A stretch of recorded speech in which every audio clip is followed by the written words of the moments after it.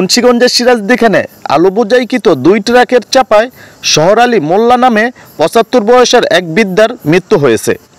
বুধবার বিকেল 3টার দিকে উপজেলার ইসাপুরা ইউনিয়নের টেঙ্গুরিয়াপাড়া গ্রামের হাসান কোল্ড স্টোরেজের সামনে রাস্তায় আলু বহনকারী 2 ট্রাকের চাপায় তার মৃত্যু হয়। সে উপজেলার লতবদি ইউনিয়নের রামানন্দ গ্রামের মৃত সবুর মোল্লার ছেলে। পুলিশ ও স্থানীয় সূত্রে জানা যায়, শহর আলী মোল্লা এবছর আলু রোপণ করেছিল। সেই আলু রাখার জন্য হাসান কোল্ড স্টোরেজে নিয়ে যায়। কোল্ড স্টোরেজে লোড আনলোডের রাস্তায় আলু বোঝাই 2 ট্রাকের মাঝে পড়ে যায়।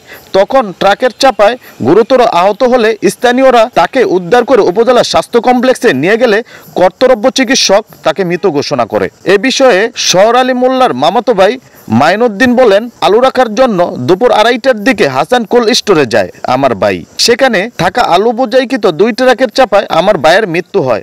আমরা পুলিশের কাছে যাচ্ছি আমার ভাইয়ের মৃতদেহ নেওয়ার জন্য।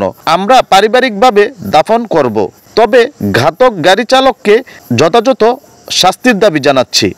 সিরাজদিখান থানার ওসি শায়েদ আল মামুন বলেন, মৃতদেহ পরিবারের কাছে হস্তান্তর করা হচ্ছে।